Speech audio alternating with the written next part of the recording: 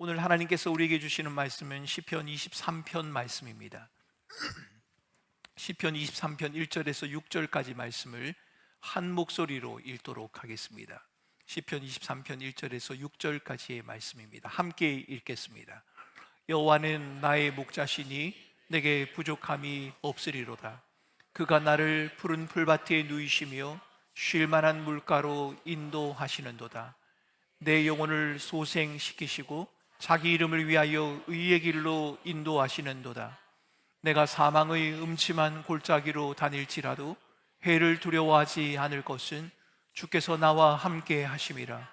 주의 지팡이와 막대기가 나를 안위하시나이다. 주께서 내 원수의 목전에서 내게 상을 차려주시고 기름을 내 머리에 부으셨으니 내 잔이 넘치나이다. 내 평생의 선하심과 인자하심이 반드시 나를 따르리니 내가 여호와의 집에 영원히 살리로다. 아멘. 여호와는 나의 목자시니 내게 부족함이 없으리로다 라는 말로 시작하는 시편 23편, 성경에서 가장 사랑받는 본문, 가장 사랑받는 시가 아닌가 싶습니다. 하지만 우리는 이 시를 너무 쉽게 읽고 이해하는 게 아닌가라는 생각이 듭니다. 푸른 초장, 잔잔한 물가, 평화로운 풍경만 떠올립니다. 그런데 여러분, 같은 시 안에 사망의 음침한 골짜기, 원수의 목전이라는 표현이 함께 등장하고 있지 않습니까?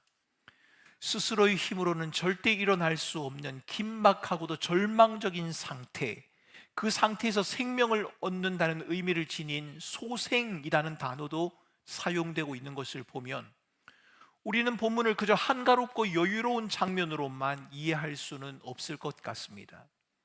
다윗의 실제 삶을 안다면 우리는 부족함이 없다는 그의 고백이 얼마나 어처구니가 없으며 역설적인지를 깨닫게 됩니다. 여러분, 다윗의 이력서를 한번 펼쳐보시겠습니까? 사울 왕에게 쫓겨 광야를 떠돌았던 사람 다윗입니다. 아들 압살롬의 칼날을 피해서 맨발로 도망친 사람 다윗입니다. 우리는 다윗의 인생의 배신, 상실, 아니요 심지어는 범죄함, 도망, 눈물로 얼룩진 그의 삶의 모습들을 기억하고 있습니다. 그 사람이 말합니다. 내게 부족함이 없으리로다. 다윗이 살아온 삶의 모습, 여호와의 나의 목자시니 내게 부족함이 없다라는 이 고백, 여러분, 저는 전혀 어울리지 않는다고 생각이 됩니다. 겉보기에는 논리적으로 모순되거나 이치에 맞지 않는 말이나 상황, 그런데 그 속을 가만히 들여다보면 깊은 진실이나 뜻을 담고 있는 표현, 현상, 여러분, 이것을 우리는 역설이라고 부릅니다.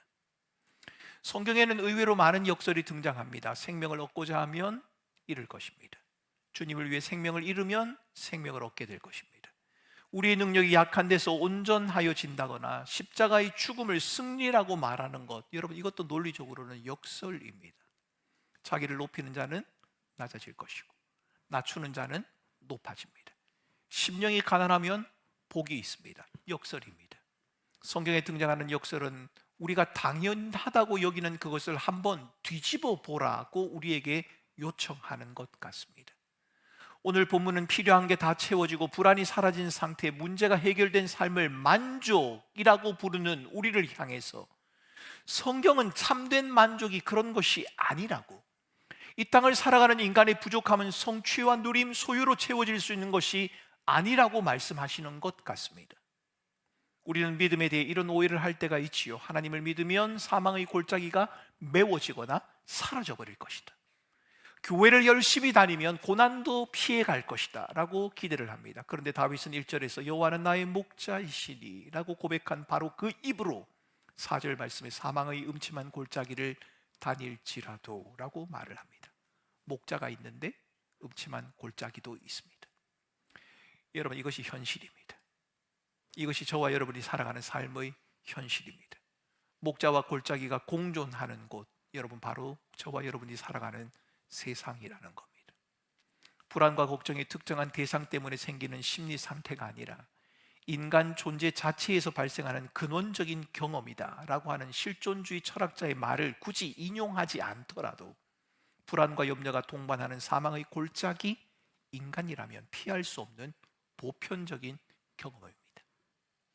다윗이 말하는 사망의 음침한 골짜기는 문자적인 죽음에만 한정되는 것이 아닙니다. 설명할 수 없는 고난도 있지 않습니까? 이유 없는 상실 있지 않습니까? 그리고 깊은 우울, 불안, 이것도 여러분 사망의 음침한 골짜기에 해당이 됩니다. 왜 내게 이런 일이? 라는 질문밖에는 남지 않는 그 순간, 그런 순간이 저와 여러분들에게 찾아올 때가 있지 않던가요? 하나님이 나를 떠나버린 것 같은 영적인 침묵의 시기도 사망의 음침한 골짜기를 지나는 순간에 포함될 겁니다. 살아있지만 죽은 것처럼 느껴지는 순간, 차라리 죽는 것이 더 낫겠다 싶은 그 순간, 빛이 완전히 가려진 것 같은 삶의 모든 순간이 사망의 음침한 골짜기에 해당한단 말입니다. 우리는 죽음의 골짜기를 지나며 고독, 두려움을 직면합니다. 영혼의 불안이라는 실존의 깊이에서 본다면 세상이 부러워하는 성공을 거둔 사람도 평범한 일상을 살아가는 사람도 별로 달라 보일 게 없는 것 같습니다. 평안한 집안을 잘 보기가 어렵기 때문입니다. 아니, 평안한 것 같았는데 금방 평안하지 않더라는 겁니다. 모든 성취를 이루고도 이게 다인가 허무감을 느끼기도 하고, 분주하게 살아가면서도 내가 왜 이렇게 살아야 하지? 라고 하는 공허함, 여러분 느낀 적이 없으십니까? 내가 도대체 뭘 하고 있나? 외적으로는 아무 문제가 없어 보이지만 밤마다 불안에 잠 못 이루는 사람들 여러분 있지 않습니까? 죽음의 골짜기를 지나며 고독과 두려움을 직면하는 것, 비단 다윗만의 이야기가 아닐 겁니다. 오늘 본문은 사망의 음침한 골짜기라는 삶의 현실 속에서 나 홀로 남겨진 것이 아니라 목자 되신 여호와 하나님이 함께 하신다라고 하는 것을 우리에게 말씀해 주십니다. 사망의 음침한 골짜기를 걷는 순간 우리는 목자에 대해서 이런 생각을 가질 수가 있습니다. 목자라면 양이 고난을 당하는 것을 그냥 내버려 두면 되지 않지 않느냐, 그 고난을 속히 해결해 주셔야 되는 게 아니냐, 여러분 우리는 그렇게 생각할 수 있을 겁니다. 목자라면 골짜기를 우회할 수 있는 새로운 길을 우리에게 보여주셔야 하는 것 아닙니까? 라고 말할 수도 있을 겁니다. 숨쉬기조차 힘든 이 상황을 속 시원하게 해결해 주셔야 하는 것이 목자의 임무와 책임이 아닙니까? 라고 우리는 생각할 수도 있습니다.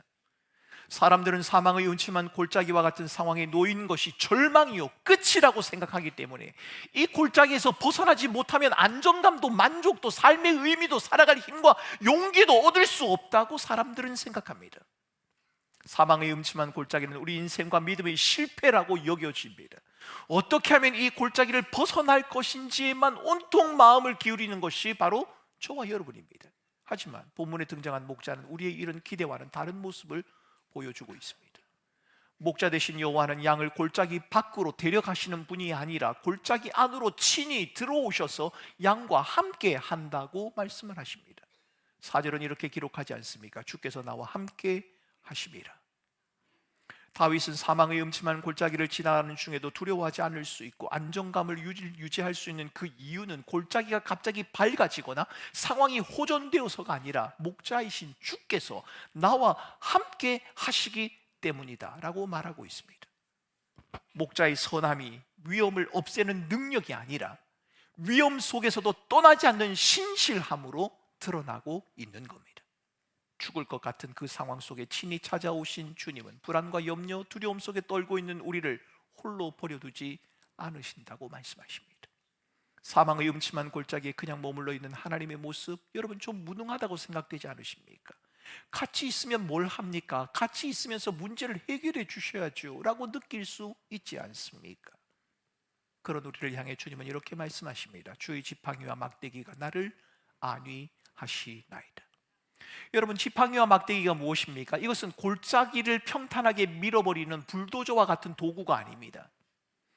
양치기가 양을 인도할 때 사용하는 도구입니다. 양이 벼랑 끝으로 벗어나려고 할 때 막대기로 다시 끌어당기고 보호하는, 길을 잃지 않도록 방향을 잡아주는 역할을 하는 도구, 바로 지팡이와 막대기입니다. 무슨 말씀인가요? 사망의 음침한 골짜기와 같은 어둠의 순간, 모든 것이 끝나버린 것 같고 더 이상 길이 없어 보이는 그 순간에도 주님께서는 아니야, 길이 있다고, 가야 할 길이 있다고 주님 우리에게 말씀하시며 그 길을 걷게 하시겠다고 말씀하시는 겁니다.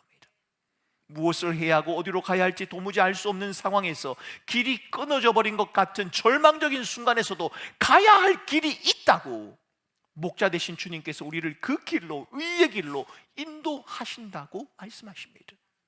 사망의 음침한 골짜기와 같은 고통이 경험이 고통스럽고 힘겨운 것 사실입니다. 하지만 여러분, 그렇다고 해서 그것이 우리 인생의 전부요, 끝이라고, 그것이 내 인생 전부를 평가하는 것이라고 생각한다면 그것은 옳지 않습니다.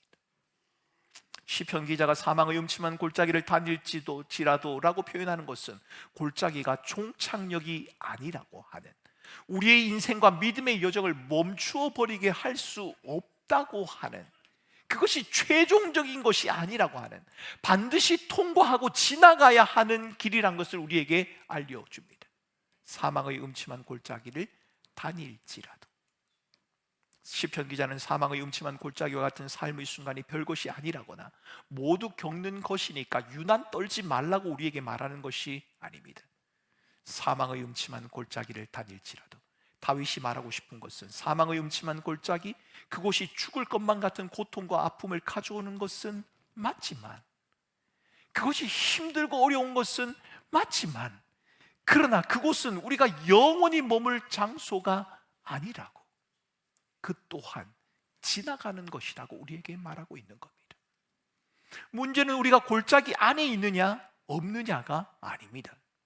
중요한 것은 골짜기 안에서 어디를 바라보고 있느냐 하는 것이 중요합니다.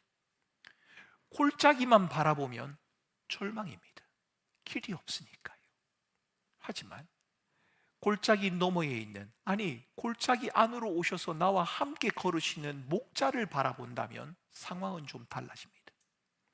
불안과 두려움이 우리를 삼키는 이유는 골짜기 자체의 깊음보다 아무도 나와 함께하지 않는 것 같은 절망감, 어디로 가야 할지 모르는, 방향을 잃어버렸기 때문이라는 사실, 여러분 이 사실을 잘 아시는 주님께서는 우리에게 내가 너와 함께 함이니라, 여러분 그렇게 말합니다. 여러분, 우리에게 찾아오는 삶의 고난, 역경, 어려움, 힘든 게 맞습니다. 그런데 여러분, 그것보다 더 힘든 게 무엇인지 여러분 잘 아시지 않습니까? 그 순간 아무도 나와 함께 해주지 않는다는 겁니다. 그 순간 그 누구도 내 편이 되어주지 않는다는 것, 여러분 이것이 우리를 더 힘들게 하지 않습니까? 그런 우리를 향해 내가 너와 함께 함이니라, 주님은 그렇게 말씀하십니다. 사랑하는 성도 여러분, 불안과 걱정, 염려, 단순히 믿음이 약해서 생기는 문제가 아닙니다. 신앙이 있어도 여전히 고민과 불안, 삶의 무게가 우리를 짓누를 때가 있지 않습니까? 책임을 지고 살아가는 존재, 미래를 내다보는 존재, 연약한 몸과 한계를 가진 존재이기 때문에 여러분 우리는 태생적으로 불안할 수밖에 없습니다.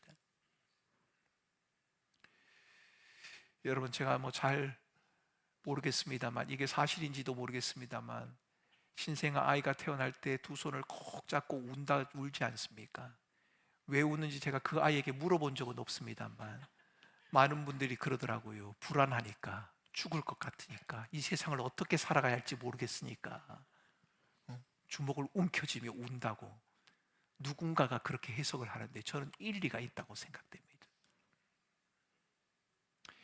여러분 자신을 너무 자책하지 마시기 바랍니다. 우리는 연약해서 불안하고 걱정하고 두려워하는 존재가 많습니다.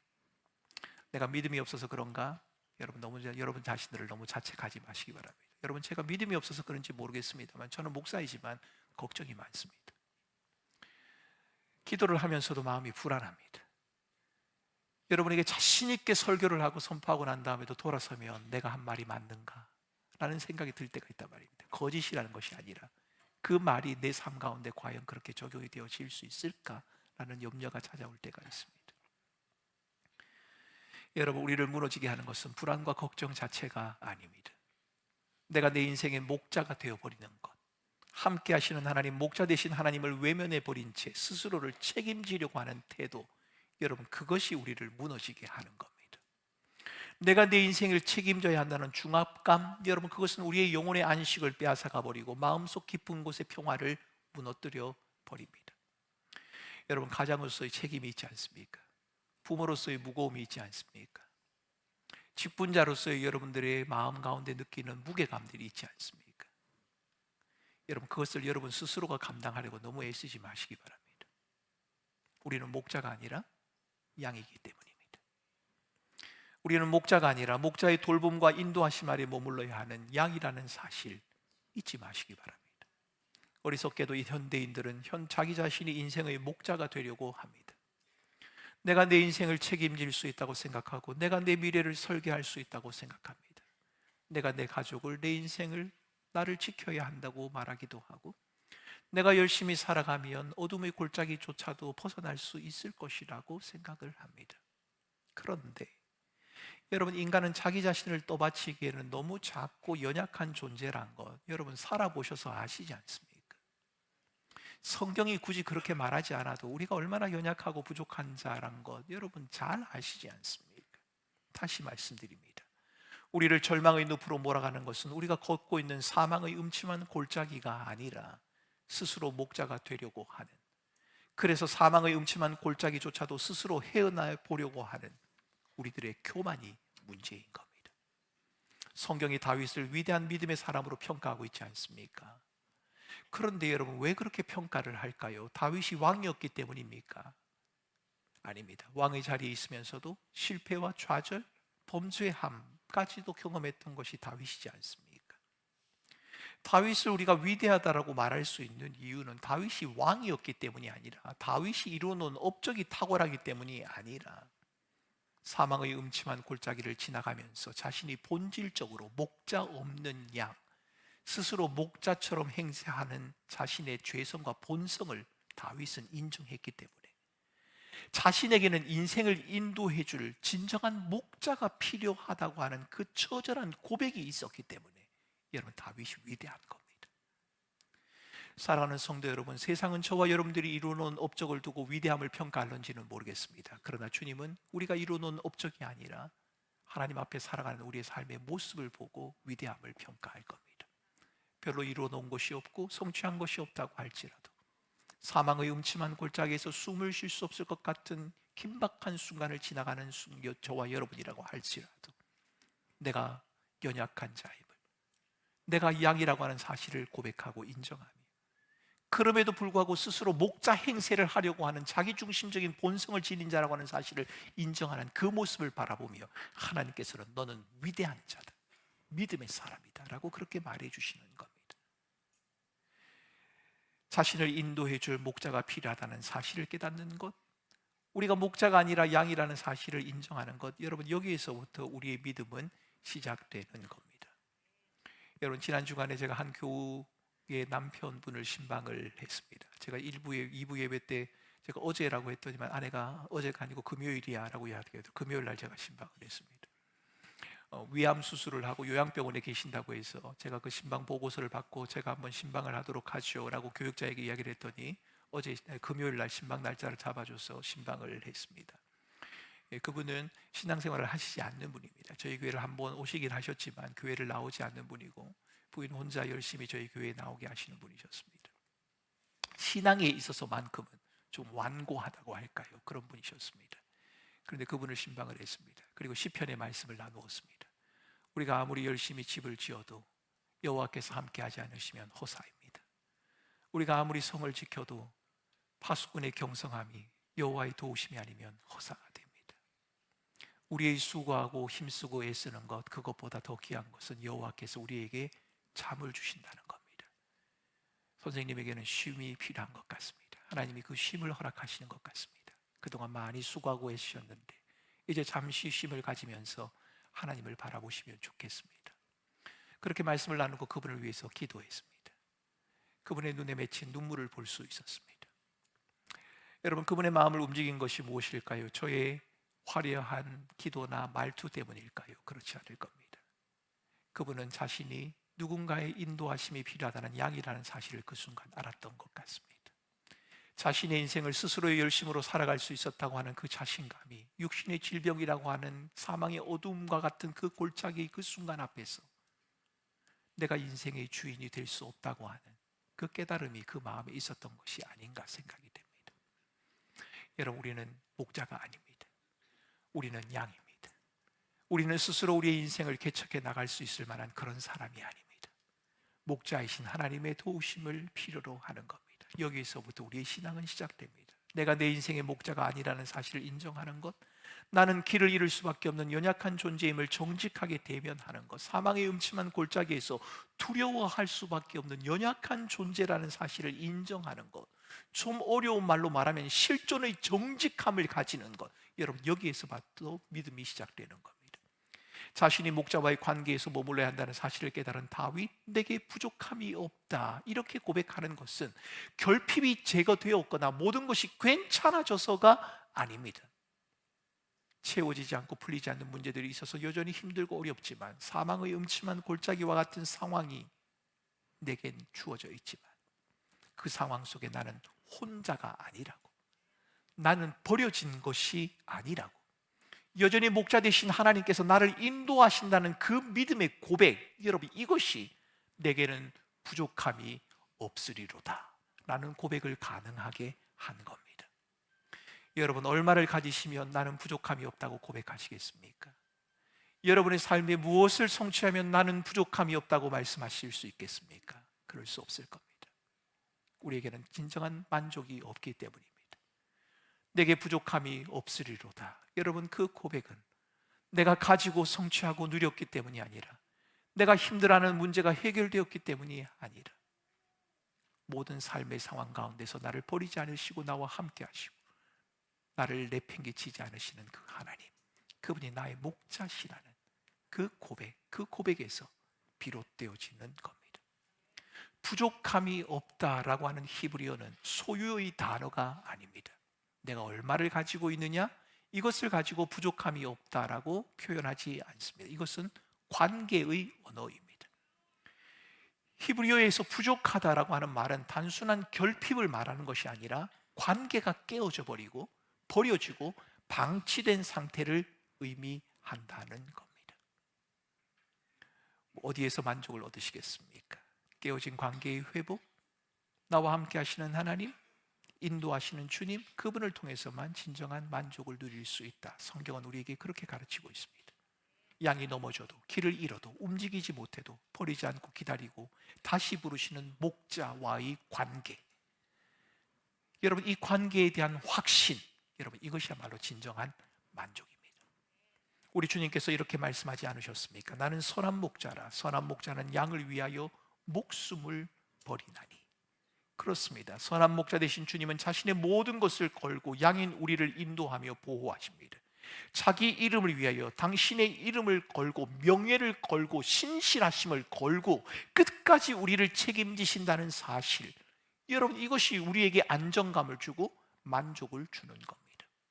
그러나 하나님이 모든 것을 걸고 인도하시는 그 길이 마냥 쉽다고 생각한다면 여러분 곤란합니다. 목자이신 하나님이 우리를 인도하시는 의의 길, 편하고 빠르며 쉬운 길이 아닐 수도 있습니다. 의의 길은 하나님과의 올바른 관계 안에 머무는 길이기 때문에, 그러한 삶의 방향이기 때문에, 하나님이 목자가 되어서 우리를 생명과 회복으로 이끄시는 길이기 때문에 때로는 그 길이 너무 힘들고 어려울 수도 있습니다. 때론 하나님께서 우리를 원치 않는 방향으로 인도하실 수도 있고, 하나님이 인도하시는 그 길이 이해가 되지 않을 수도 있습니다. 하지만 분명한 것은 목자 되신 하나님은 그 길에서 우리를 놓지 않으시며 우리와 동행하시고 우리를 의의 길로 인도하신다는 사실입니다. 하나님의 인도하심은 미래를 보여주는 친절함으로 나타나는 것이 아니라 불확실한 현재를 함께 견디는 신실함으로 우리에게 나타나는 겁니다. 불확실한 상황 중에서 분명한 사인을 기다리다가 아무것도 하지 않는 것, 그것이 믿음이 아니라 말씀 안에서 책임 있게 선택하고 나와 함께 하시는 주님의 말씀을 순종하며 오늘을 살아가는 것, 여러분 그것이 믿음이라면 여러분 우리가 그 길을 걸어가야 하지 않겠습니까? 목자 되신 하나님의 인도하심의 결과는 분명합니다. 원수의 목전에서 상을 베푸시며 고대 근동과 성경 세계에서 함께 식탁에 앉는다는 것, 상을 베풀고 식사를 한다는 것은 단순한 친교가 아니라 나는 너를 지키고 책임지겠다라고 하는 언약과 평화와 보호의 선언이었습니다. 왕의 상에 앉는다는 것은 그 왕의 보호 아래 들어간다는 것을 의미하지요. 하나님을 목자라 고백하며 양으로서 목자의 인도하심을 구한 백성들의 삶, 저와 여러분들의 삶이 그렇다는 겁니다. 하나님께서 저와 여러분들을 하나님의 보호하심 안으로 불러들이셨습니다. 그리고 우리와 함께 식사를 나누시며 승리를 선언하신단 말입니다. 하나님의 백성을 위협하는 모든 적대 세력이 사라진 채 식사를 할 수 있으면 좋으련만, 오늘 본문을 보면 우리를 힘들게 하는 원수의 세력은 여전히 존재하며 그 앞에 상을 차리신다고 말합니다. 모든 적대 세력은 여전히 존재합니다. 목자 되신 하나님은 아직 끝나지 않는 영적인 전쟁 중에서 공개적인 잔치를 베풀시면서 대적들 앞에서 자신의 종을 높이시며 보호하시겠다고 선언을 하고 계십니다. 원수가 사라진 후에 상을 차려주는 게 아닙니다. 원수가 지켜보는 가운데 위협이 여전한 상황 속에서 하나님은 우리를 위해서 승리의 식탁을 펼쳐주십니다. 의심은 여전히 있지만, 질문은 남아있지만, 그래도 하나님을 떠나지 않는 상태, 여러분, 이것이 선한 목자가 우리에게 기대하는 바입니다. 모든 문제를 제거하신 후에 축복하시는 것이 아니라 문제 한복판에서 우리를 환대하시면서 너는 나의 자녀이다, 내 주변에 무슨 일이 있던 시간에 너는 내 식탁에 앉을 자격이 있다, 내가 너를 보호하고 지키며 인도하실 것이라고 주님은 말씀하십니다. 그 식탁에 앉은 우리는 긴장이 되겠지요. 문제가 완전히 다 제거된 다음에 상을 차려주시면 마음 놓고 먹을 수 있겠는데, 원수가 보는 그 앞에서 주님과 함께 상을 받는다는 것이 우리에게는 어쩌면 부담이 되고 두려움이 될 수도 있을 겁니다. 음식을 먹으면서도 언제 이 상을 원수가 뒤집어 놓을런지 불안하고 염려가 되는 것이 저와 여러분들의 마음이지 않겠습니까? 그런 우리를 향해 시편 23편은 이렇게 말합니다. 내 평생의 선하심과 인자하심이 반드시 나를 따르리니. 여러분, 여기서 따른다라는 히브리어는 그저 단순히 뒤를 쫓아간다는 말이 아닙니다. 끝까지 추격하시며 함께 하신다는 말씀입니다. 사랑하는 성도 여러분, 여러분은 하나님을 떠났다고 생각하실런지 모르겠습니다. 하나님에게 실망해서 교회의 문턱이 너무 멀어져 버렸다고 생각할런지도 모르겠습니다. 하나님에 대한 서운함 때문에 기도가 멈추어 버렸고 하나님을 믿어도 소용이 없다는 생각이 여러분의 마음에 솟구치고 있는 그런 상황인지도 모르겠습니다. 그런데 선한 목자 되신 하나님은 한 번도 우리를 놓지 않으셨습니다. 여러분이 두려워 숨어 있을 때에도, 사망의 음침한 골짜기에서 모든 것을 다 잃어버렸다고 느끼는 그 순간에도 하나님이 차려놓은 승리의 상을 원수가 뒤엎어 버릴 것만 같은, 아니 이미 상이 다 뒤엎어져 버려서 더 이상 주님과 음식을 먹는 것이 불가능하다고 느껴지는 그 순간에도 목자 되신 주님은 주님의 선하심과 인자하심이라는 지팡이를 가지고 여러분을 찾아오시고 여러분과 함께 하시고 여러분을 지키시겠다고 주님은 말씀하시는 겁니다. 하나님은 여러분을 야단치고 꾸짖기 위해서 오시는 게 아닙니다. 왜 믿음이 그것밖에 되지 않느냐, 내가 너와 함께 한다는데 왜 그렇게밖에 살지 못하느냐, 꾸짖고 책망하기 위해 오시는 것이 아닙니다. 요한복음에서 말씀하시는 것처럼 선한 목자 되신 주님께서는 길 잃은 양을 찾을 때까지 그 양을 찾아 기어이 어깨에 메고 돌아오시는 신실하신 목자가 되십니다. 여기서 저는 여러분에게 이렇게 질문하고 싶습니다. 여러분에게 하나님은 어떤 분이십니까? 먼 하늘에 계신 심판자입니까? 내가 뭔가를 잘해야 기뻐할 만한 그럴 분이십니까? 아니면 여러분이 가지고 있는 현실의 문제들, 사망의 음침한 골짜기와 같은 것을 제거만 해주시는 문제 해결자이십니까? 아니요, 하나님은 내가 골짜기에 있든지 원수의 목전에 있든지 골짜기 안으로 함께 들어오셔서 나를 절대로 놓지 않으시는 선한 목자이십니다. 내 인생이 이해되지 않을 때도, 내 인생을 스스로 포기하는 그 순간에도 하나님은 내 인생을 포기하지 않으실 분입니다. 내가 나의 믿음을 저버리는 그 순간에도 하나님께서는 우리를 저버리지 않으시고 붙드시는 분, 그분이 바로 선한 목자 되신 하나님이십니다. 여러분의 삶이 여전히 어두운 골짜기에 머물 수 있으나 하나님은 그 골짜기에서 길을 잃지 않도록 우리를 인도하십니다. 문제 속에 함께 들어와 계신 분, 침묵하실 때도 있지만 침묵 속에서도 우리의 어깨를 다독이며 여전히 동행하시는 분, 그분이 바로 우리 하나님, 선한 목자 되신 여호와 하나님이십니다. 저는 우리 교우들이 시편 23편을 읽으면서 목자 되신 하나님을 그저 나를 잘되게 하시는 분 정도로 축소하지 않았으면 좋겠습니다. 어떤 상황 속에서도 나를 인도하시는 절대적인 주권자로 여러분이 하나님을 이해하시면 좋겠습니다. 하나님의 선하심이 고난을 제거해 주시는 데만 있는 것이 아니라 고난 한가운데서도 우리를 버리지 않고 함께 하시며 그 상황을 통해 이루시려 하시는 뜻이 있다는 사실, 여러분 이 사실을 여러분들이 믿을 수 있으면 좋겠고, 목자 되신 하나님을 믿는다는 것은 왜 나만 이래야 합니까? 라고 하는 질문 속에서도, 이해되지 않는 상황 속에서도 하나님이 나를 버리지 않았고 끝까지 함께 하신다는 임재를 신뢰하며 버티는 것이라는 것을 잊지 않고 여러분이 그렇게 살아갔으면 하는 마음입니다. 우리는 양이요, 하나님은 선한 목자입니다. 여러분, 우리는 목자가 아닙니다. 우리는 우리의 인생의 길을 스스로 개척해 나가는 사람들이 아닙니다. 목자 되신 하나님과 함께 살아가는 삶, 목자 되신 하나님으로 인해 우리의 삶이 하나님 나라를 향하게 될 때, 때로는 고단하고 때로는 두렵기도 하지만 거기에는 참 만족이 있다. 여러분, 시편 기자는 우리에게 그것을 말하고 있습니다.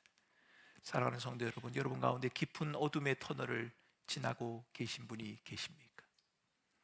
도대체 답이 나오지 않고 아무리 생각해도 무엇을 어떻게 해야 할지 암울한 상황 속에 계신 분들 계시리라 생각합니다. 지난 한 주간도 교우들을 신방하고 살피면서 이식을 앞두고 공여자를 찾고 기다리고 있는 교우를 만나기도 했고, 항암과 방사선을 앞둔 교우도 장기의 기능이 이제 거의 기능을 다하지 못한 상태가 되어서 이것을 어떻게 해야 하는지 위해서 기도해 달라는 교우도 있었습니다.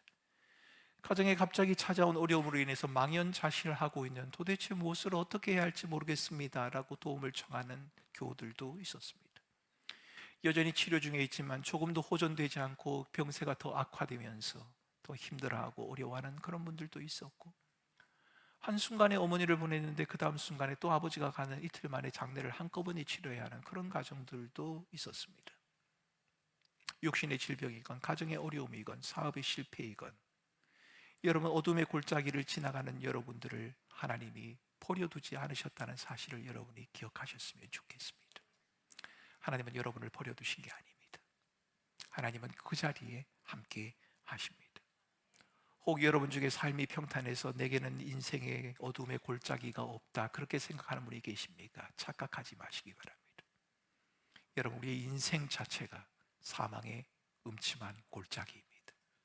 왜요? 죄와 사망의 죽음 앞에, 죄와 사망, 죽음이라고 하는 절망 앞에서 벗어나 있는 사람은 아무도 없기 때문입니다. 그러기에 여러분, 사망의 음침한 골짜기를 지나가지 않는 것 같고 삶의 평탄함을 누리고 계신 분이 계시다면, 그분은 그럼에도 불구하고 내가 양이라는 사실을 잊지 마시고 선한 목자의 인도하심에 더 민감하게 반응하시기 바랍니다. 그리고 여러분의 주변에서 정말 헤어나지 못할 어둠의 구덩이에서 허덕이고 있는 지체를 홀로 두지 말고 그들 위해 기도하며 그들과 함께 마음을 나누시기 바랍니다. 왜요? 우리 모두는 다 선한 목자 되신 주님의 인도하심을 받아야 하는 양이기 때문입니다. 우리가 양이라는 사실을 잊지 않고 선한 목자 되신 주님의 인도하심 안에서 만족을 말하고 기쁨을 말하는 저와 여러분들의 삶이 되면 좋겠고, 우리 꿈꾸는 교회가 그런 교회가 될 수 있으면 좋겠습니다. 목자 되신 주님의 인도하심을 세심하게 바라보면서 신중하게 그 길을 한 걸음 한 걸음 가다 보면 죽을 것 같았는데, 끝이라고 생각됐는데 그게 끝이 아니라 원수 앞에 상을 차려놓으신 하나님의 영광스러운 승리의 기쁨을 노래하고 고백할 날이 반드시 있을 것입니다. 그날을 기대하며 이번 한 주간도 믿음으로 살아가는 우리 사랑하는 주의 백성들 되실 수 있기를 주님의 이름으로 축원합니다. 여러분, 사망의 음침한 골짜기를 다니면서도 만족을 말할 수 있는 이유는 그 사망의 그늘이 걷어졌기 때문도 아니고 그 골짜기가 메워졌기 때문도 아닙니다. 여러분, 어쩌면 우리가 살아가야 하는 인생 자체가 사망의 음침한 골짜기라 해도 틀리지 않을 겁니다. 크고 작은 삶의 문제가 우리를 불편하게 하고 힘들게 하고 어렵게 하고 낙심하게 하고 절망하게 하지 않습니까? 그럴 때마다 원수는 우리를 향해 조롱할 겁니다. 그래, 이제 끝이야. 너의 믿음이 그것밖에 되지 않잖아. 믿어봐야 소용이 없잖아. 그런데 하나님께서는 그 원수 앞에 승리의 상을 베푸시며 아니란다. 내가 너를 붙들고 내가 너와 함께하며 내가 끝까지 너와 함께 동행할 것이다. 두려워하지 마라. 나와 함께 그 길을 가자. 주님은 말씀하시는 겁니다. 여러분, 저는 여러분들이 겪고 있는 삶의 문제가 구체적으로 무엇인지는 잘 모르겠습니다. 그러나 그 문제가 무엇이든 그것이 여러분의 인생 전부를 말하지는 않습니다. 그러니 눈을 들어 목자이신 주님을 바라보면서 그 말씀에 순종하며 여러분 한 걸음 한 걸음 이번 한 주간도 살아가시기 바랍니다. 힘들 수 있습니다. 어려울 수 있습니다. 주님이 나를 떠난 것 같은 느낌이 들 수도 있을 겁니다. 그런데 반드시 주님의 선하심과 인자하심이 나를 따르리니 하나님은 우리를 놓지 않으신다 말씀하십니다. 그 하나님을 신뢰하며 내가 이번 한 주간을 믿음으로 살겠습니다. 합심해서 함께 기도하겠습니다. 함께 기도합니다. 존귀하신 하나님 아버지, 선한 목자 되신 주님께서 우리를 찾아와 주시며 하나님 스스로 목자 행세를 하며